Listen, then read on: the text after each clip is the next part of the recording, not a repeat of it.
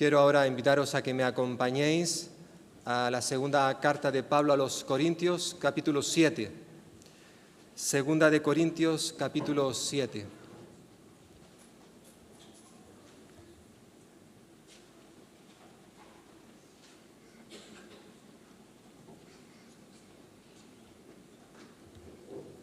Y en esta mañana vamos a ver los últimos versículos, a partir del versículo 13. Dice así, versículo 13. Por esto hemos sido consolados en vuestra consolación, pero mucho más nos gozamos por el gozo de Tito, que haya sido confortado su espíritu por todos vosotros.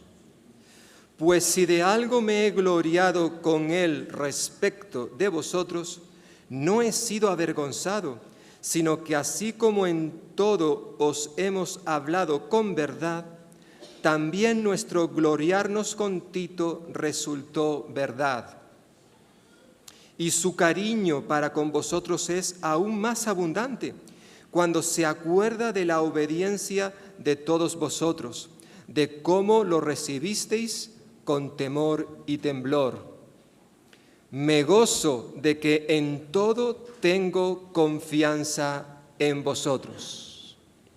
Y con este último versículo 16, en cierta forma daremos por concluida la primera parte, la primera sección de esta carta de Pablo a los Corintios. Una primera sección que va del capítulo 1 al capítulo 7.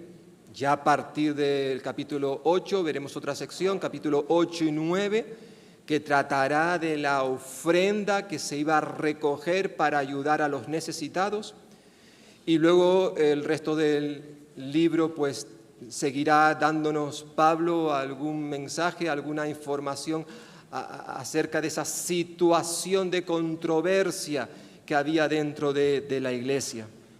Versículo 16 que acabamos de leer dice: me gozo de que en todo tengo confianza en vosotros. Puede ser también traducido otra versión: me alegro de que puedo confiar plenamente en vosotros. Es interesante, y ya lo hemos señalado en más de una ocasión, que en los capítulos que hemos visto, y en especial en este capítulo 7 que hemos estado viendo en las últimas semanas, aparece varias veces términos como consuelo, gozo, regocijo, es decir, alegría. Una y otra vez, en cierta forma, Pablo va mezclando una serie de emociones. Recordaréis que dijimos que esta es la carta probablemente más personal, íntima del apóstol Pablo. Una carta muy emotiva, donde en cierta forma él está abriendo su corazón de par en par. Está poniéndolo todo sobre la mesa. No quiere ocultar nada. Y se muestra como un hombre realmente con sentimientos, con emociones. Y en cierta manera en este capítulo hemos visto gran parte de esas emociones que van subiendo, van bajando. Depende a veces de las circunstancias, ¿verdad? Pablo termina esta primera parte de la carta, a pesar de todo lo que ha estado diciendo acerca de los hermanos corintios, esos defectos, esas actitudes, ese mal comportamiento en algunos momentos, hablando y confrontando acerca de sus pecados.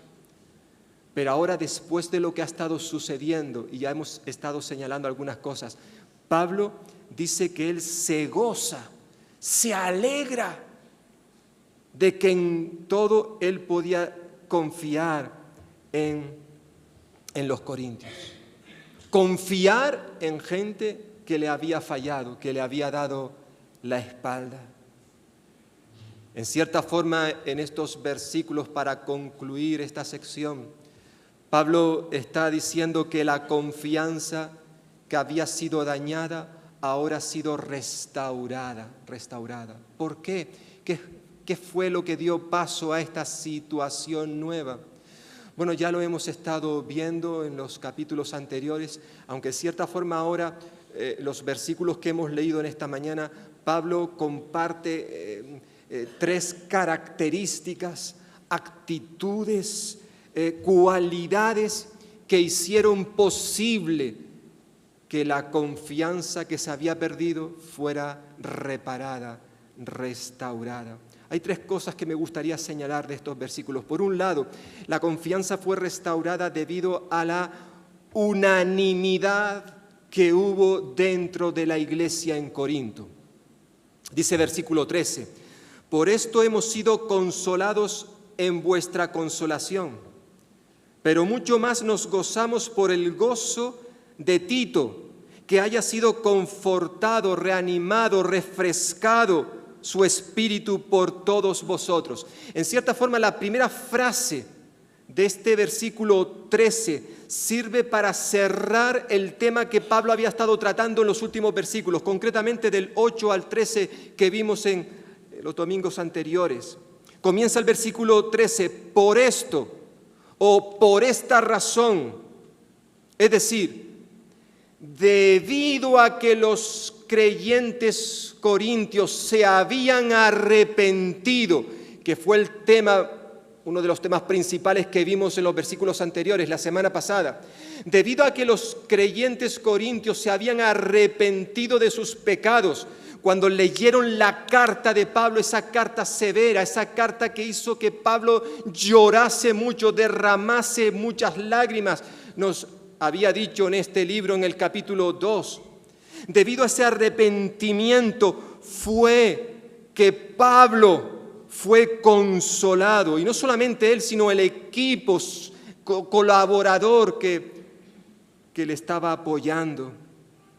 Por esto, debido a que os habéis arrepentido, dice Pablo, hemos sido consolados en vuestra consolación. Ya él había hablado de esto en este capítulo, versículos 6 y 7, ¿recordaréis? Podemos leerlo nuevamente. Capítulo 7, donde estamos, versículo 6 dice, pero Dios que consuela a los humildes, nos consoló con la venida de Tito, y no solo con su venida, sino también con la consolación con que él había sido consolado en cuanto a vosotros, haciéndonos saber vuestro gran afecto, vuestro llanto, vuestra solicitud por mí, de manera que me regocijé aún más. Ya él había hablado de esto, pero Pablo vuelve, está en cierta forma tratando esa misma temática, lo que había experimentado, ese consuelo que viene de parte de Dios, porque todo consuelo tiene su origen en Dios, el cual utiliza a personas como tú y yo para consolar a otros. Ya él había hablado también de esto en el primer capítulo de esta carta. Después de haber sido los corintios confrontados, repito, con aquella carta de la que ya estuvimos hablando también la semana pasada, una carta que Pablo la describió con mucho dolor, con mucha tristeza, pero después de que fueron confrontados por aquella palabra, ellos se arrepintieron y con ello restablecieron la relación que se había roto, no solamente entre los propios corintios, sino también entre los corintios y Pablo, y sobre todo la relación que se había roto con el Señor. Porque, hermanos y hermanas, el pecado, nuestro pecado siempre rompe nuestra relación con Él. Por eso necesitamos pedirle perdón, confesar nuestros pecados, reconciliarnos con Dios por medio de la confesión de nuestros pecados. Esta reconciliación fue posible debido a la unanimidad que manifestaron todas las partes implicadas. Por un lado, el ofensor. Hemos estado diciendo que uno de los problemas de los pecados principales que había en la iglesia es que había un señor, al parecer, que había dañado mucho el testimonio de Pablo. Eso había afectado no solamente a Pablo, sino a toda la iglesia. Lo vimos en el capítulo 2. Porque recordemos, hay que decirlo otra vez, que mi pecado no solamente me afecta a mí, sino también, si no los confieso, afecta a mi esposa, es decir, mi familia, afecta a la iglesia en donde yo me encuentro, me afecta incluso en el lugar de trabajo, en el lugar de estudios. No es algo que se queda de oculto. Mi relación con el Señor queda rota y por tanto hasta que no se restablezca, yo no puedo estar bien, ni conmigo mismo, ni con otras personas, Por tanto, la iglesia, una vez que abrió los ojos, aquella carta les hizo ver que no estaban caminando por el camino correcto. Por tanto, eso les llevó a arrepentirse y fue una decisión que tomaron entre todos.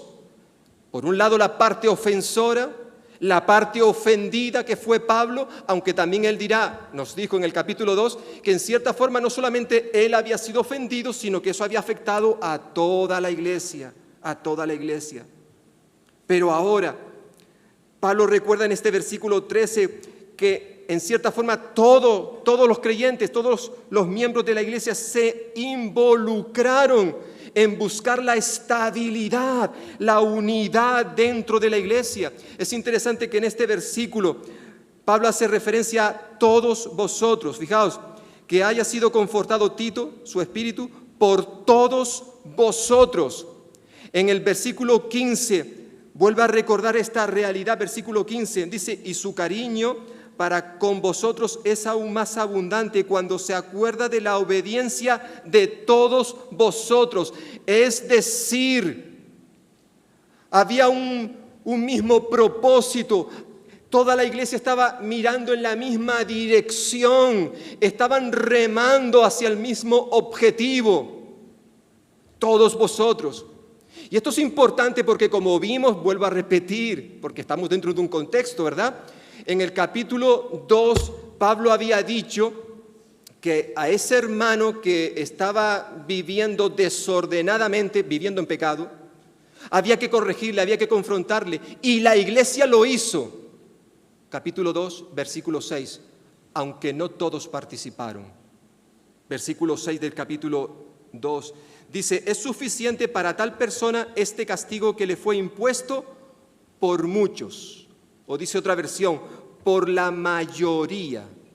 Y esa expresión, la mayoría, implica que no todos estuvieron de acuerdo en la iglesia con la disciplina a la que había sido sometido este hermano. No todos. Al parecer este señor tuvo gente que le apoyó.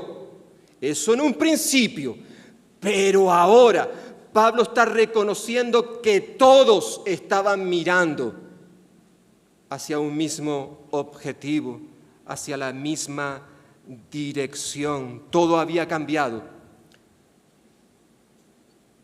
Como ya hemos dicho, debido a esa carta, que sí trajo mucho dolor a Pablo. Ay, ¿cómo van a reaccionar esta gente? Pablo estaba temeroso, porque era consciente de la dureza de sus palabras. Pero él sabía que eso era necesario. A veces el confrontar a una persona por su pecado implica ejercer cierta dureza, sobre todo cuando hay una actitud por parte del ofensor de rechazar, de no querer ser disciplinado. Y a veces pues hay que dar un golpe sobre la mesa, aunque sea doloroso. Sabemos por lo que ya vimos en su momento en la primera carta a los Corintios, que la iglesia de Corinto se caracterizaba por las divisiones internas que había dentro de la congregación. Es por eso que Pablo les animó, les pidió que lucharan por la unidad dentro de la iglesia, porque la unidad es posible.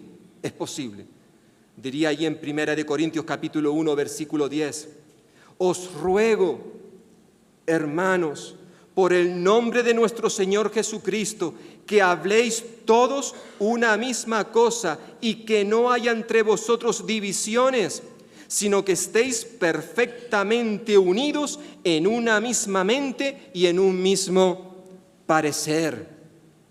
os ruego, es posible, claro que sí, la unidad dentro de la iglesia, no la uniformidad. No tenemos por qué pensar todos de la misma manera, no. Y no pasa nada si eso ocurre, pero sí tenemos que luchar por la unidad dentro de la iglesia. Tristemente sabemos, ya lo hemos dicho en más de una ocasión, que la división, esta ha sido siempre la estrategia favorita de Satanás, la que mejor le ha dado resultados, dividir a la iglesia.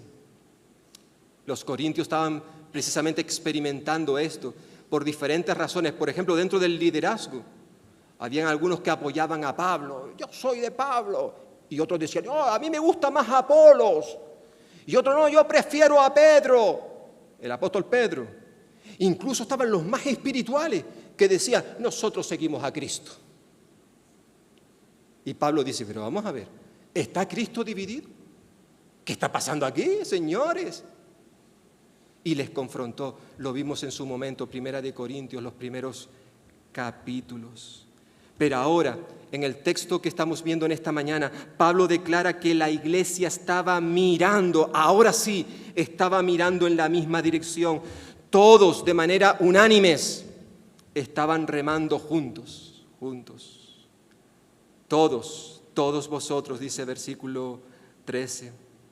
Pero Pablo no solamente había sido consolado, nos está diciendo el texto, por el cambio ocurrido en los corintios, por ese arrepentimiento, sino que también se había regocijado por el gozo que había experimentado Tito cuando visitó la iglesia. Dice versículo 13 que tenéis ahí delante, pero mucho más nos gozamos por el gozo de Tito, que haya sido confortado su espíritu por todos vosotros. Como ya he dicho, en este libro, y concretamente en este capítulo 7, el término gozo, regocijo, aparece varias veces. Y Pablo ahora está expresando el gozo que él siente, a pesar de que estaba viviendo por tribulaciones, ya lo ha dicho. Sin embargo, se regocijaba al ver lo que Dios estaba haciendo en otros, y no solamente en los corintios, sino también en la vida de Tito. Ya cuando Pablo escribió a los romanos, su carta a los romanos, él dijo, gozaos con los que se gozan. Estás viendo a un hermano, una hermana al cual el Señor está bendiciendo, que está pasando por un tiempo en su vida de regocijo, de alegría, de mucha bendición. Gózate con él, con ella, gozaos con los que se gozan, decía el apóstol. El arrepentimiento de los corintios trajo como consecuencia una cascada de bendiciones, no solamente en la vida de los propios corintios, sino también en la vida de las personas que estaban a su alrededor.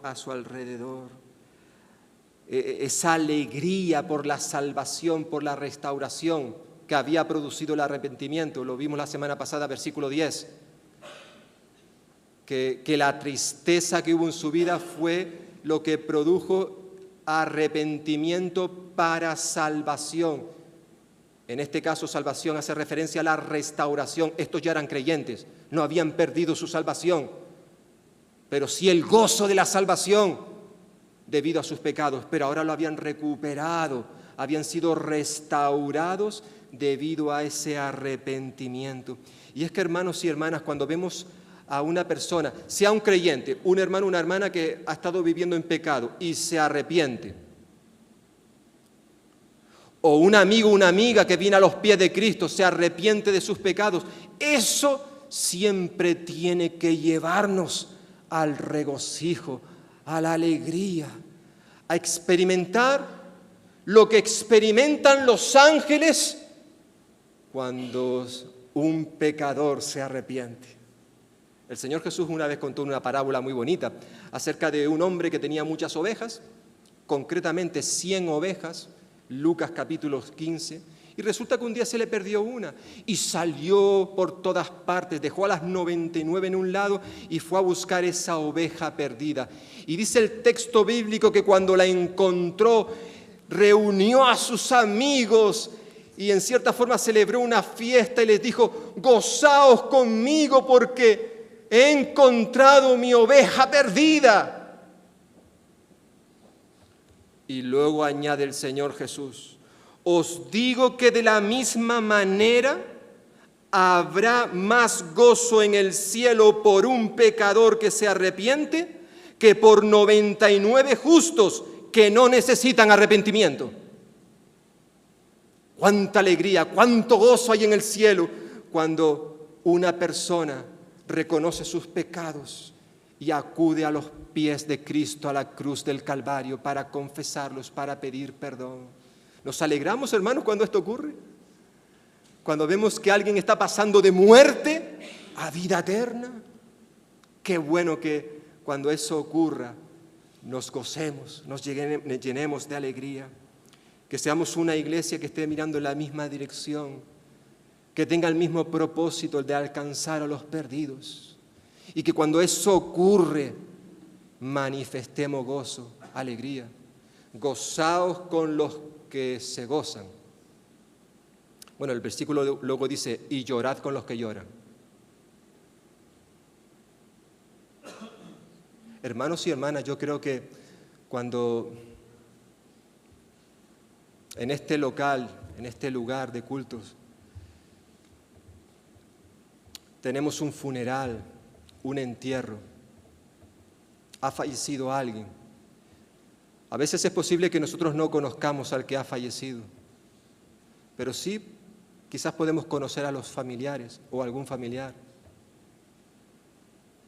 O no.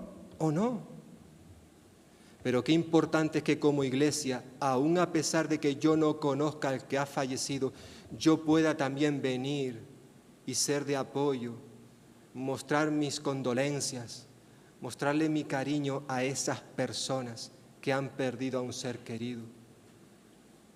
Porque no solamente estamos consolando o siendo de consuelo para esas personas que a lo mejor no conocemos, pero estamos siendo de consuelo, pero además de testimonio para el pueblo. Para el pueblo.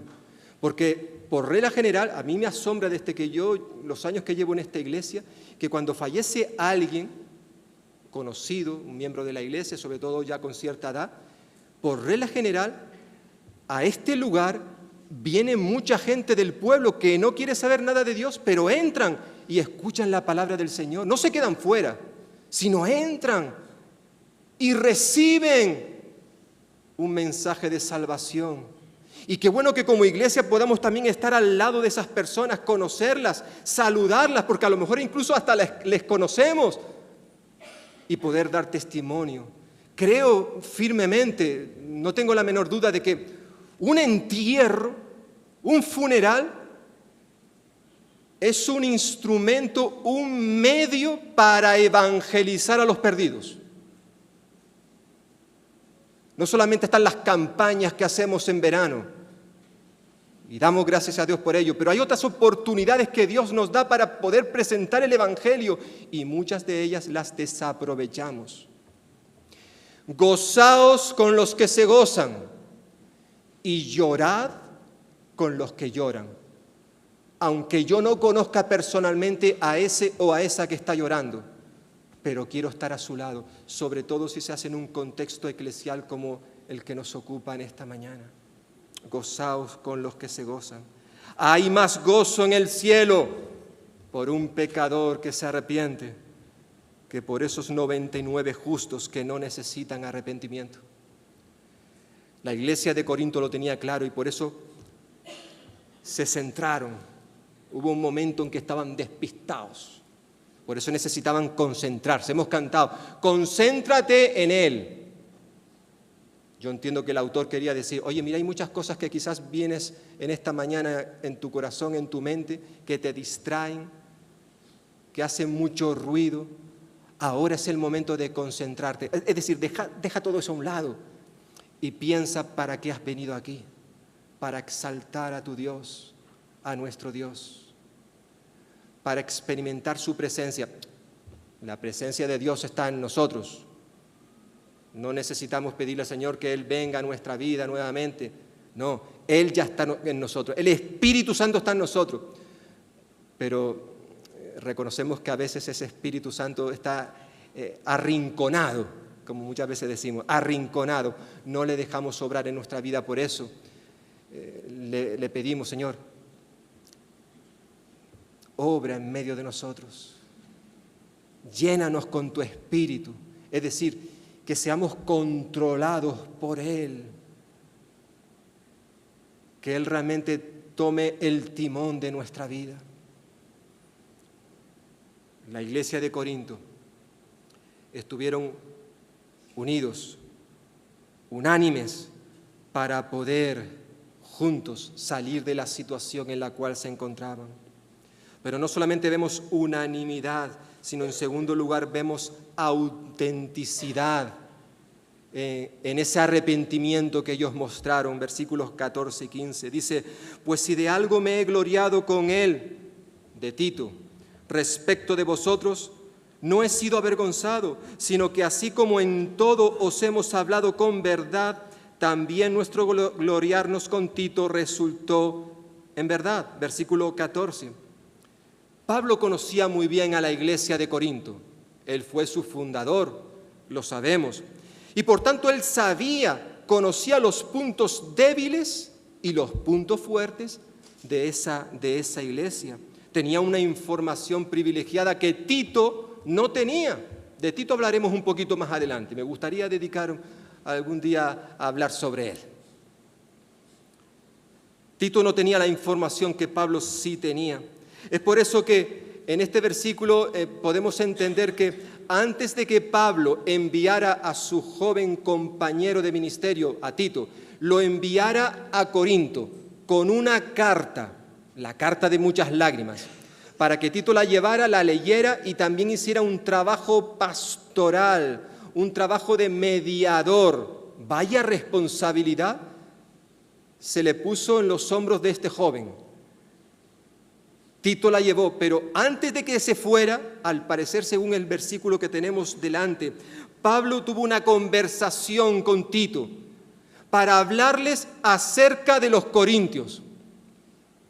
Y ya hemos estado diciendo que los corintios tenían muchas cosas que no eran correctas, muchas carencias, debilidades, pero por lo que podemos deducir del versículo 14, Pablo, en vez de advertirle a Tito, de señalar las faltas de los corintios, al parecer hizo todo lo contrario, porque evidentemente estos eran hermanos, creyentes en la fe.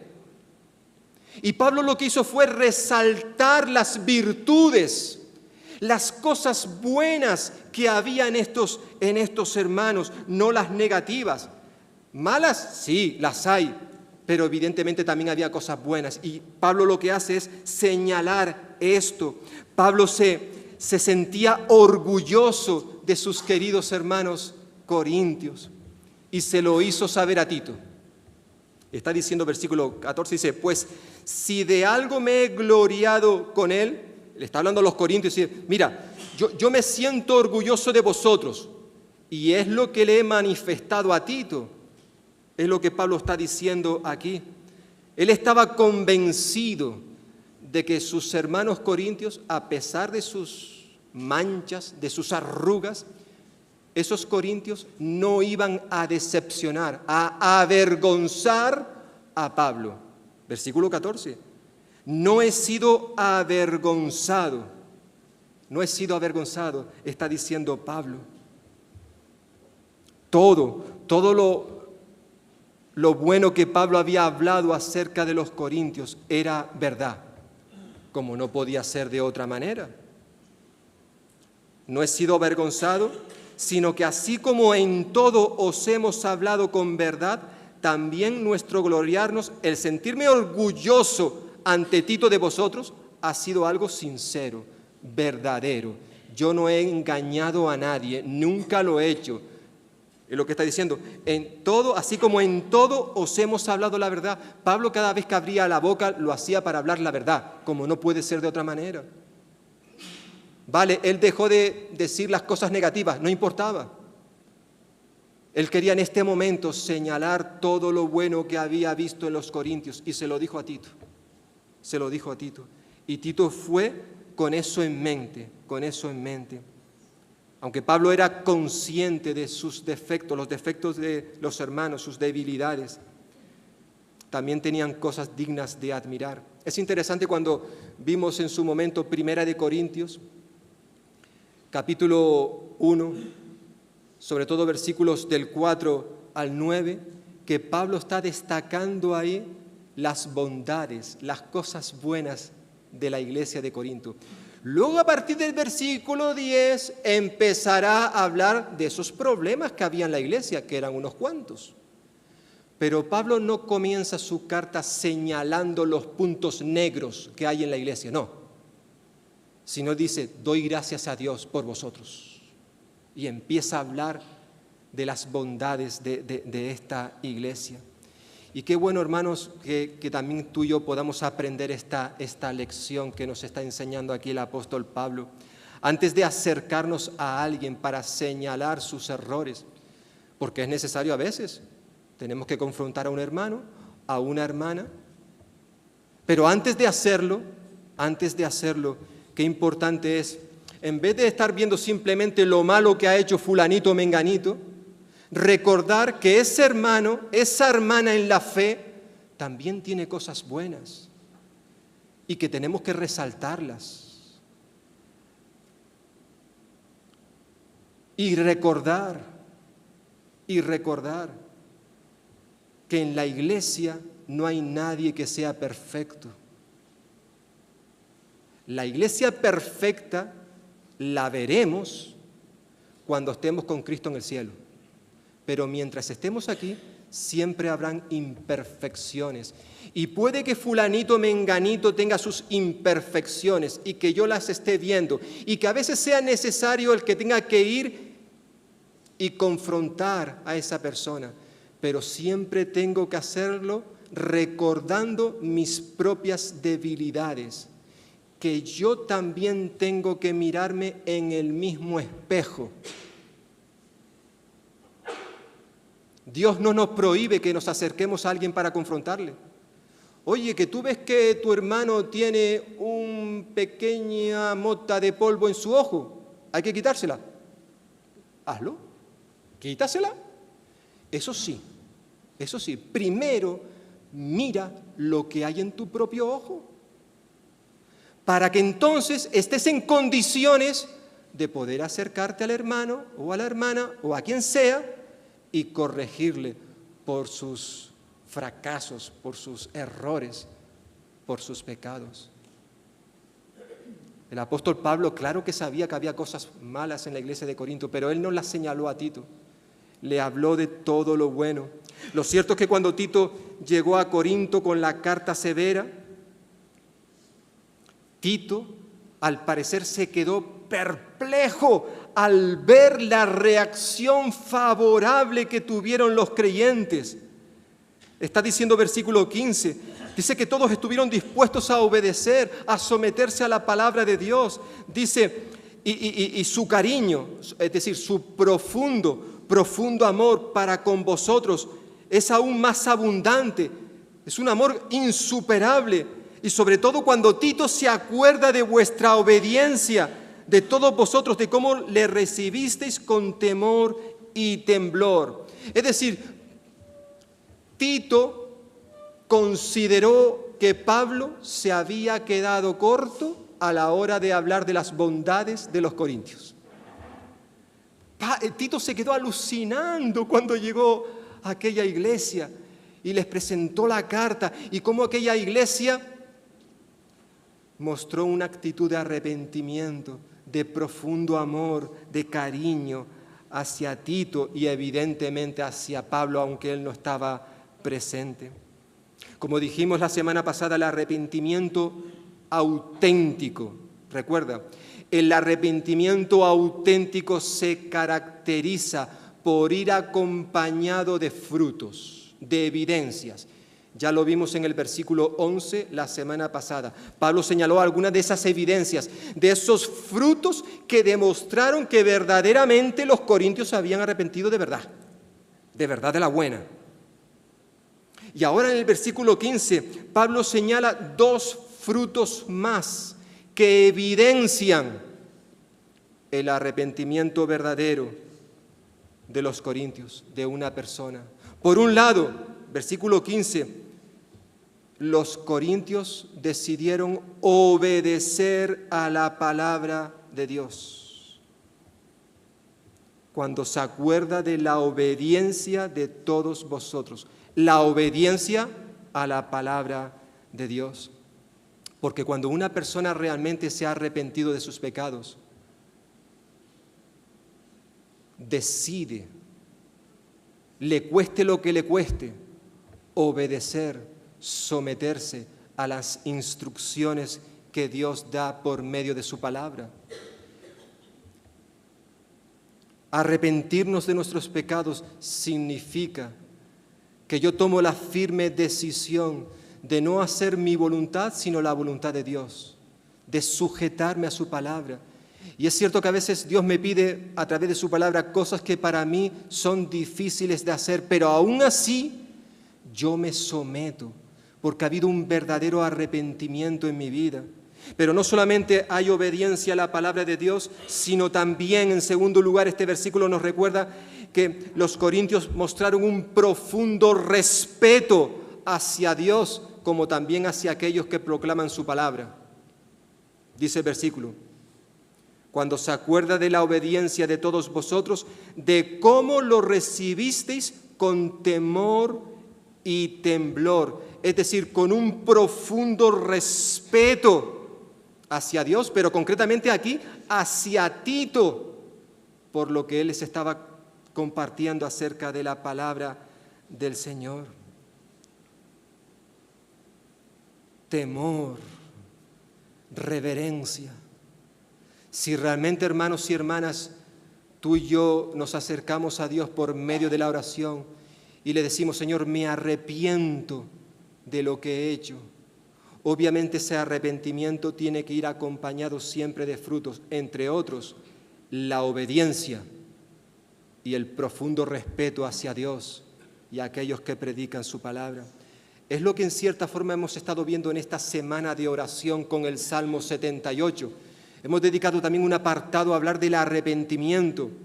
Creo que fue el jueves o el miércoles, cuando el autor nos decía acerca de este salmo, que el arrepentimiento, el verdadero arrepentimiento, comienza con el reconocimiento de nuestra rebelión. No simplemente es un sentimiento de culpa, sino una firme decisión de volvernos a Dios, un cambio de mentalidad y de vida. Los israelitas, como hemos estado viendo en el Salmo 78, mostraron un arrepentimiento, pero que no era sincero. Era un arrepentimiento que les vino en un momento puntual, por conveniencia, pero no había autenticidad en sus vidas. No. Decía un autor creyente, hablando sobre este pasaje, Brian Herbert, decía: el verdadero arrepentimiento significa que estamos tan afligidos por nuestro pecado, tan tristes porque hemos herido a Dios y hemos distorsionado su plan para nuestras vidas, tan afligidos, tan tristes, que no deseamos cometer otra vez ese pecado. Eso habla del verdadero arrepentimiento. Porque si yo me arrepiento de algo, pero ya estoy pensando mañana cómo hacer lo mismo de otra manera, evidentemente yo no estoy siendo sincero, que fue lo que ocurrió con el pueblo de Israel. El arrepentimiento auténtico se caracteriza por un cambio radical en nuestra vida, en nuestros actos, en nuestra forma de pensar. Por tanto, vemos en esta iglesia unanimidad, por un lado, autenticidad, por otro lado, y en último lugar vemos la confiabilidad, versículo 16. Este último versículo, como ya dijimos al principio, sirve para concluir no solamente este capítulo, sino los primeros 7 capítulos de esta carta. A pesar de estar describiendo Pablo una situación tensa de actitudes, comportamientos indebidos dentro de la iglesia de Corinto, ahora, sin embargo, después de haber recibido el informe de Tito, que ha llegado con las buenas noticias que los corintios se han arrepentido, han cambiado radicalmente, ahora Pablo termina diciendo que él siente gozo y confianza en los corintios. Ese gozo, esa confianza siguen intactos. Me gozo de que en todo tengo confianza en vosotros. Es una breve frase este versículo 16 que afirma que la confianza, que obviamente había sido dañada, ahora ha sido restaurada, reparada, debido al cambio en la vida de los corintios. Ya en el versículo 4 de este capítulo, vimos en su momento, Pablo decía, mucha franqueza tengo con vosotros. Mucha franqueza, esa palabra puede ser traducida también por confianza, es decir, mucha confianza tengo con vosotros. Y eso a pesar de los quebraderos de cabeza que me habéis dado. Pero aún así, sigo confiando en vosotros, porque sé que Dios está actuando en vuestra vida. Sí, veo cosas que no me gustan, pero hay otras cosas preciosas en vosotros. Le está diciendo Pablo a los corintios. Él no albergaba en su corazón ningún resentimiento hacia ellos. Pablo los consideraba una bendición de Dios. Sí, es cierto que aún quedaban muchas cosas por resolver, por arreglar. Lo veremos a partir del capítulo 10. Los últimos 4 capítulos. Sigan habiendo problemas. Ahí están. Sí. Pero estos son sus hermanos a los cuales Dios había santificado. Estos eran santos separados para Dios. Lo dijo en su primera carta, capítulo 1. Capítulo 1. Pablo decidió seguir confiando en ellos y trabajar por la restauración. Y hermanos y hermanas, esto es lo que Dios sigue deseando, anhelando ver en su iglesia en el día de hoy. A pesar de nuestros fracasos, a pesar de nuestras debilidades, porque todos tenemos esas debilidades y todos fracasamos y todos pecamos, todos. Esa es la realidad. Pero cuando alguien confiesa su pecado, cuando alguien se arrepiente de ellos, tenemos que recibirles con amor, restaurarle. Me gusta cómo lo expresa Pablo también en su carta a los Gálatas, capítulo 6, versículo 1. Él decía, hermanos, si alguno fuese sorprendido en alguna falta, en algún pecado, quiere decir ahí, vosotros que sois espirituales, restauradle con espíritu de mansedumbre, con una actitud de humildad, considerándote a ti mismo, no sea que tú también seas tentado, probado. Pablo se dirige a la iglesia de los Gálatas y les dice, hermanos, si alguno, da igual quién haya sido, alguno, esa palabra engloba a cualquier persona, si alguno hubiese cometido alguna falta, algún pecado, y esa palabra algún pecado significa da igual lo que haya hecho, da igual, aunque yo lo considere muy grave, da igual si alguno cae en alguna falta, en algún pecado, dice, vosotros que sois espirituales, aquellos que tenemos al Espíritu Santo en nuestra vida, vosotros que sois espirituales, restauradle con espíritu de mansedumbre.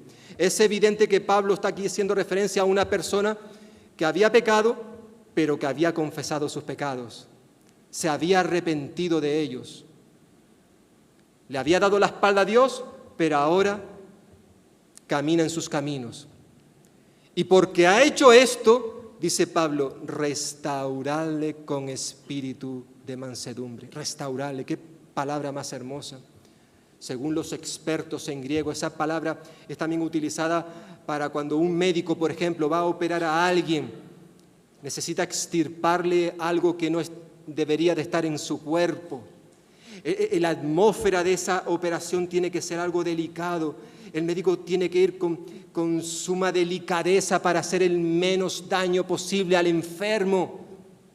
Y en cierta forma es esto lo que Pablo nos está recordando cuando nos acercamos a un hermano, a una hermana que ha sido sorprendido en alguna falta, que ha confesado sus pecados, tenemos que acercarnos a Él con el propósito de restaurarle. Y luego dice, considerándote a ti mismo, no sea que tú en el día de mañana vayas y hagas lo mismo. Es decir, Pablo está diciendo, mira, trata a ese hermano, trata a esa hermana como te gustaría que te tratasen a ti si tú te vieses en el mismo lugar. ¿Cómo te gustaría que te tratasen? ¿Cómo? ¿Con golpes? ¿Con guantazos? ¿Con aspereza? ¿Con acritud? No. Te gustaría que te tratasen con mucho cuidado para no romperte. Y es esta la forma en que Dios quiere que tú y yo tratemos a los demás. Que estemos dispuestos a dar una nueva oportunidad. Y si es una segunda, una tercera, una cuarta, las que sean.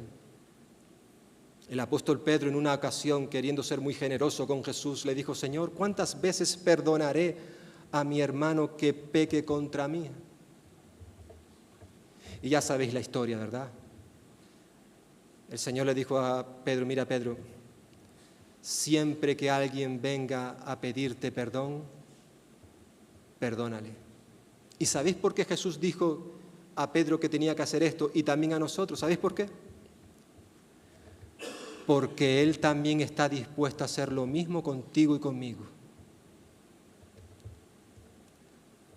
Yo he pecado más de 3 veces, y más de 7 veces, y más de 40 veces 7.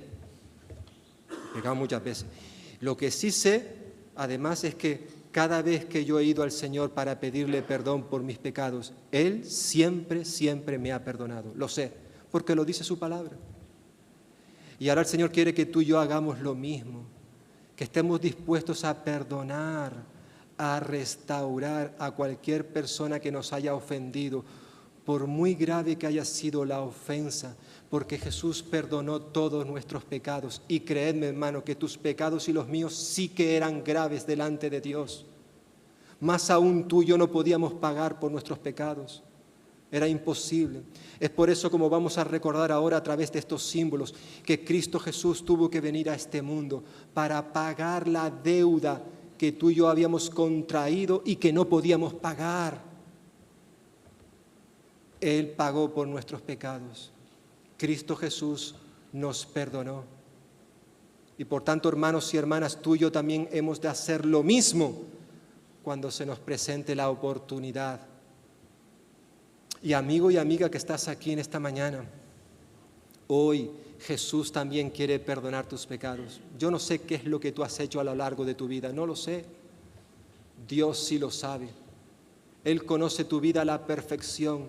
Tú no puedes esconderle nada, absolutamente nada a Él. Quizás crea que eres demasiado pecador, tan grande que hay cosas que Dios no puede perdonarte, pero eso no es lo que enseña la Biblia. La Escritura dice que la sangre de Cristo Jesús nos limpia de todo pecado. Y cuando Él dice que nos limpia de todo pecado, quiere decir de todo pecado, que no hay nada que Él no pueda limpiar.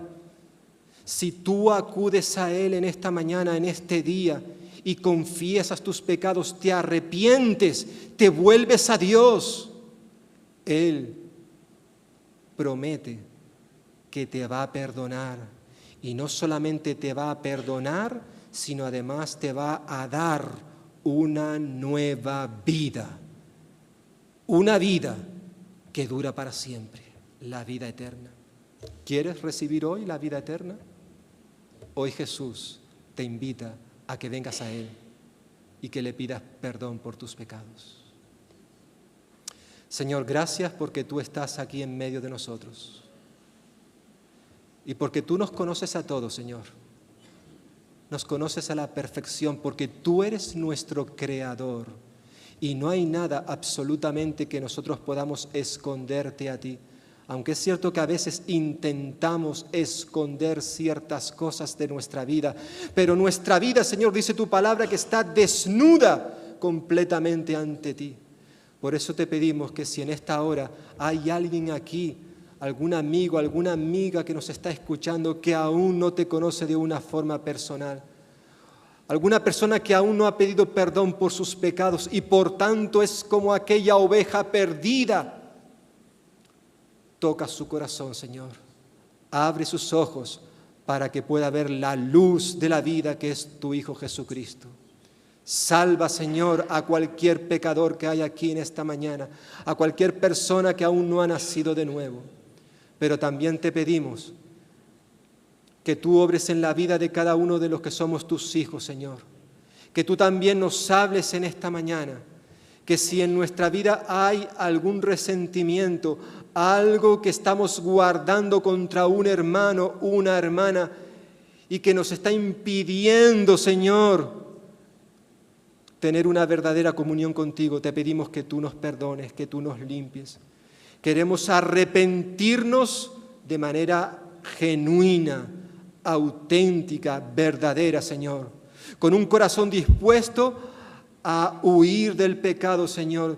Queremos sentir tristeza, dolor cada vez que pecamos, Señor, y queremos comprometernos delante de ti para que cuando esto suceda y nos arrepintamos, trabajemos cada día, luchemos para no volver a fallarte, Señor. Pero también te damos las gracias, porque aunque tu palabra nos dice que no pequemos, también nos dice que si hemos pecado, tenemos a un abogado que nos va a defender ante ti, y ese abogado es tu Hijo Jesucristo. A Él adoramos, a Él honramos, glorificamos en esta hora. Gracias, Señor Jesús, por haber muerto en la cruz en nuestro lugar. Gracias porque tú entregaste tu cuerpo y derramaste tu sangre para perdonar nuestros pecados. Te adoramos y te alabamos. Padre Celestial, óyenos, escúchanos y trabaja, Señor, en nuestras vidas. Pues te lo pedimos en el nombre de tu Hijo Jesucristo. Amén. Amén.